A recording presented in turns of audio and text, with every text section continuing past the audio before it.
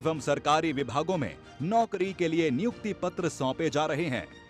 इनमें 14,000 से अधिक युवाओं को रेल मंत्रालय में विभिन्न पदों पर नियुक्ति पत्र मिल रहे हैं। साथ ही डाक विभाग में ग्रामीण डाक सेवक, शिक्षा मंत्रालय में प्रोफेसर, असिस्टेंट प्रोफेसर, लाइब्रेरियन, वित्त मंत्रालय में tax assistant, stenographer, probationary officer, स्वास्थ्य एवं परिवार कल्याण मंत्रालय में डॉक्टर, फार्मासिस्ट, लैब अटेंडेंट और रक्षा मंत्रालय में junior engineer, lower divisional clerk, fireman सहित विभिन्न पदों के लिए भी नियुक्ति पत्र दिए जा रहे हैं।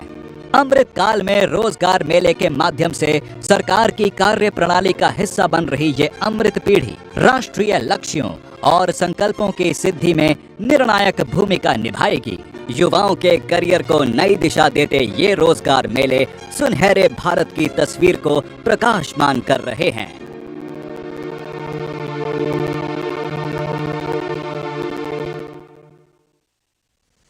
अब मैं आदरणीय प्रधानमंत्री जी से प्रार्थना करती हूँ कि वे रिमोट का बटन दबाकर नियुक्ति पत्रों के वितरण के इस महाअभियान का शुभारंभ करें।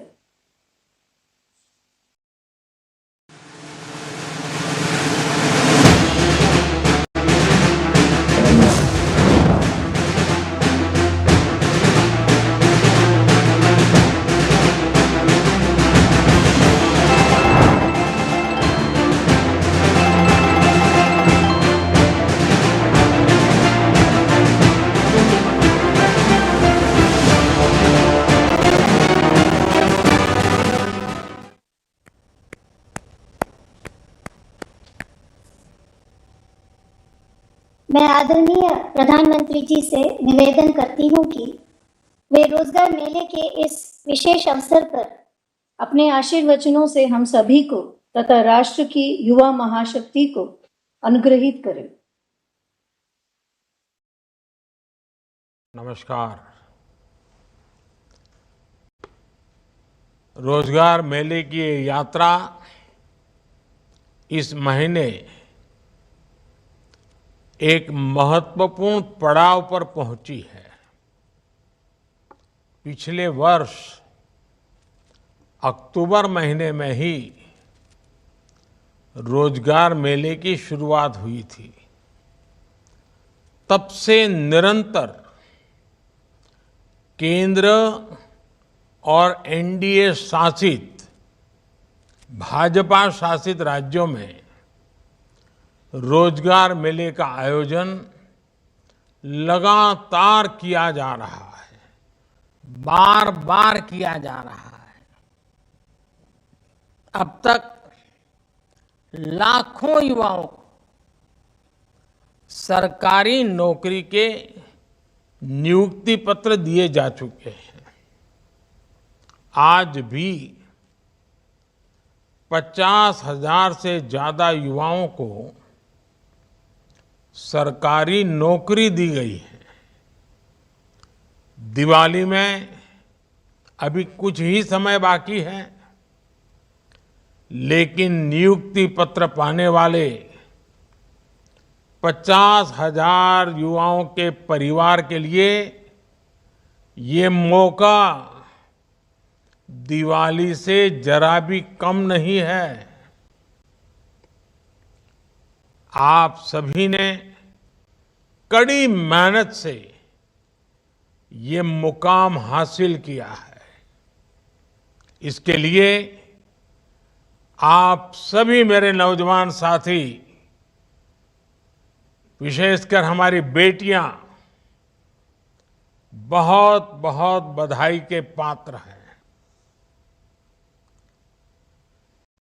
आपके परिवार को विशेष रूप से मेरी तरफ से बहुत बहुत शुभकामनाएं। साथियों, देश के अलग अलग राज्यों और केंद्र शासित प्रदेशों में आयोजित होने वाले रोजगार मेले युवाओं के प्रति हमारे कमिटमेंट का प्रमाण है।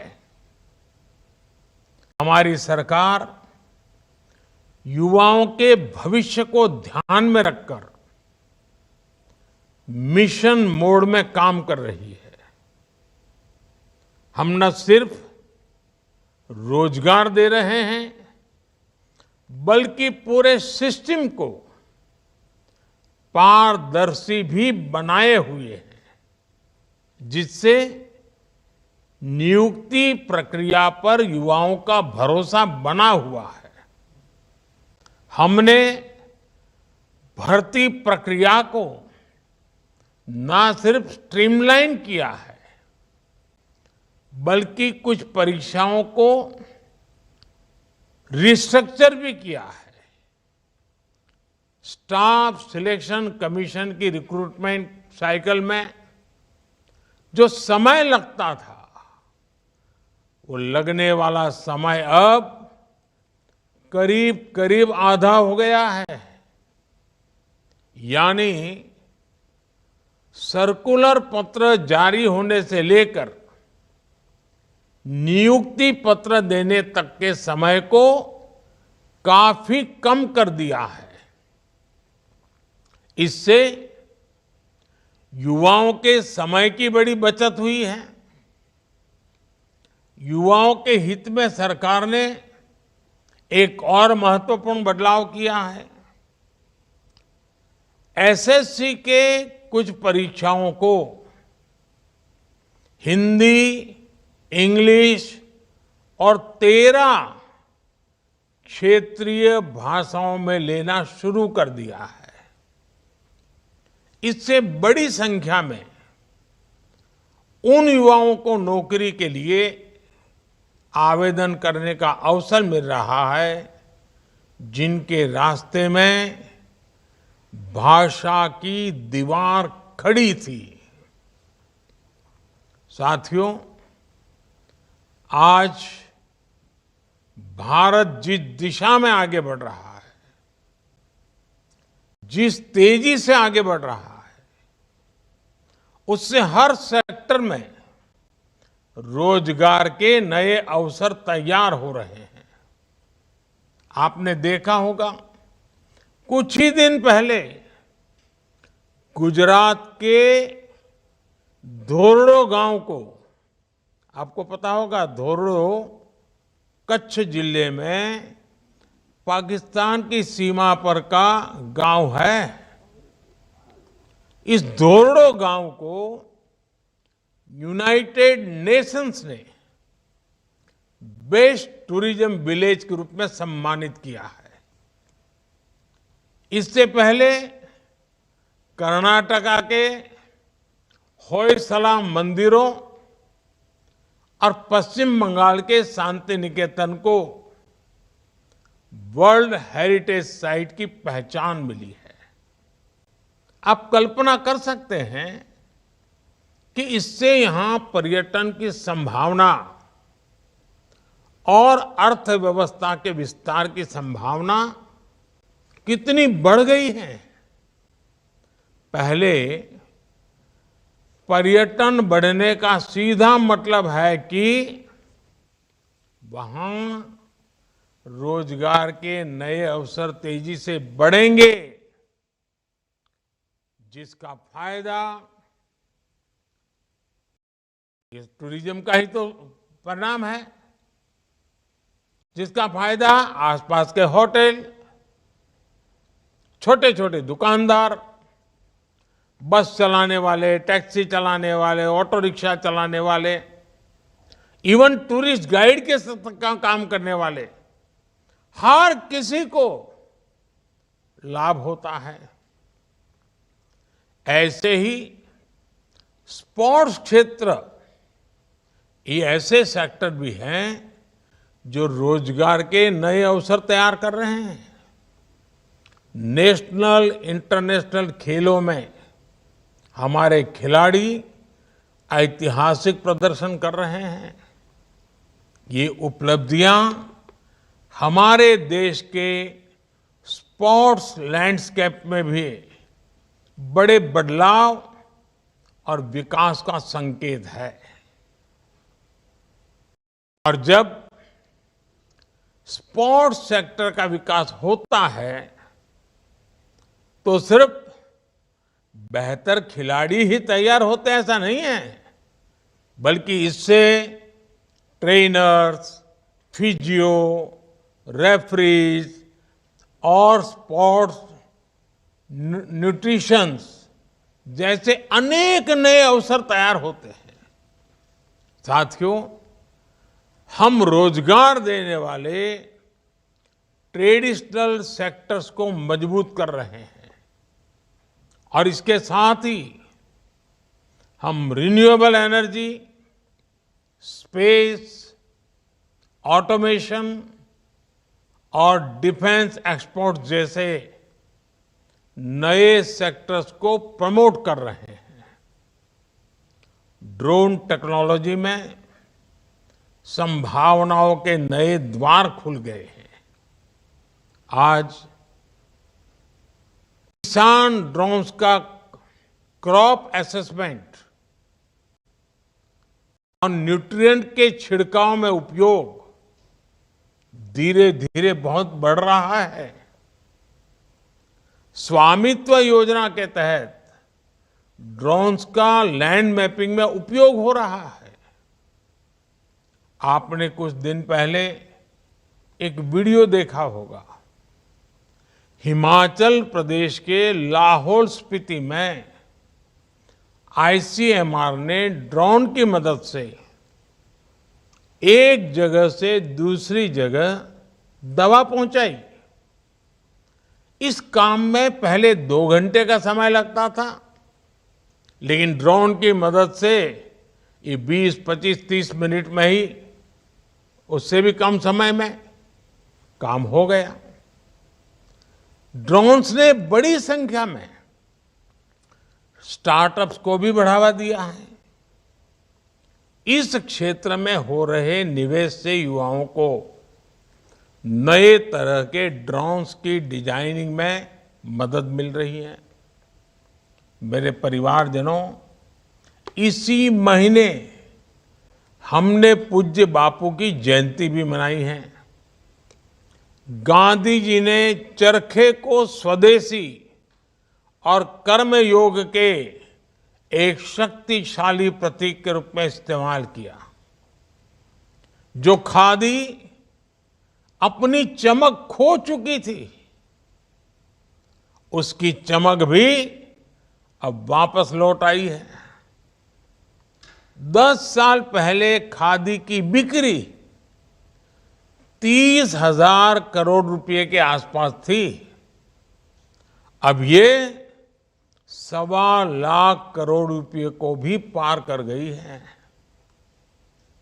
इससे खादी और ग्राम उद्योग सेक्टर में अनेक रोजगार के नए अवसर बने हैं। विशेषकर महिलाओं को इससे बहुत मदद मिली है। साथियों, हर देश के पास अलग तरह का सामर्थ्य होता है। किसी के पास प्राकृतिक संसाधन होते हैं, कोई खनिज से संपन्न होता है, तो किसी के पास लंबे समुद्र तट की ताकत होती है।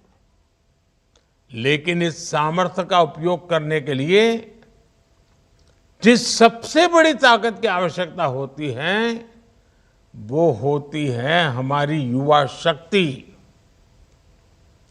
युवा शक्ति जितनी ज्यादा मजबूत होगी, देश उतना ज्यादा विकास करेगा। आज भारत अपने युवाओं को स्किलिंग और एजुकेशन के द्वारा नए अवसरों का लाभ उठाने के लिए तैयार कर रहा है।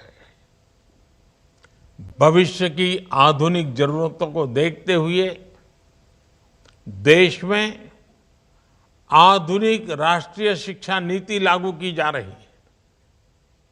देश में बड़ी संख्या में नए मेडिकल कॉलेज, आईआईटी, आईआईएम, या ट्रिपल आईटी जैसे कौशल विकास संस्थान खोले गए हैं। करोड़ों युवाओं को प्रधानमंत्री कौशल विकास योजना के तहत ट्रेनिंग दी गई है।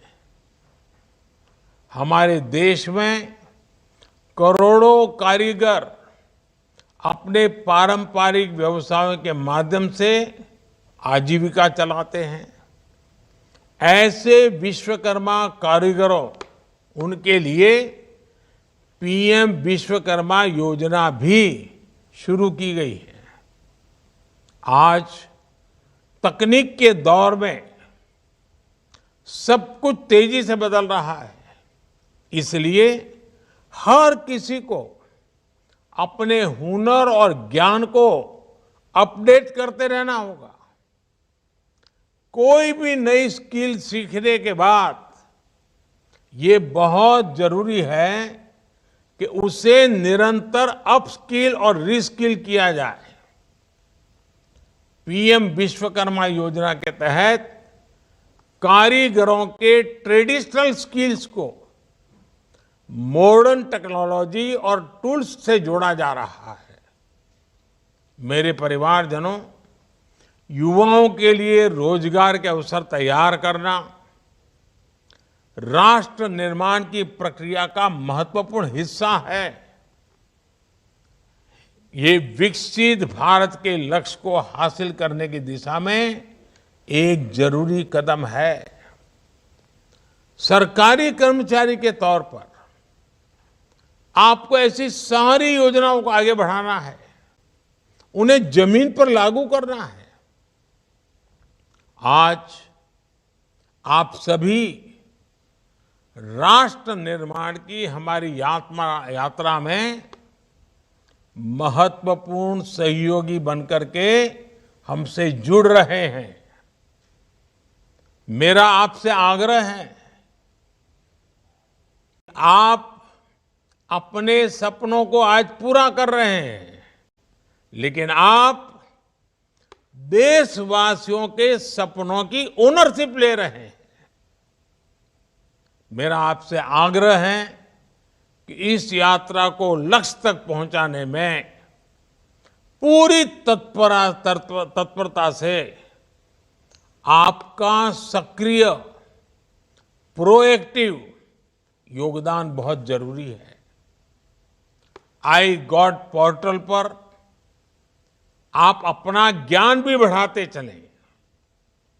आपका हर कदम देश को विकास के रास्ते पर तेजी से आगे ले जाने में मदद करेगा।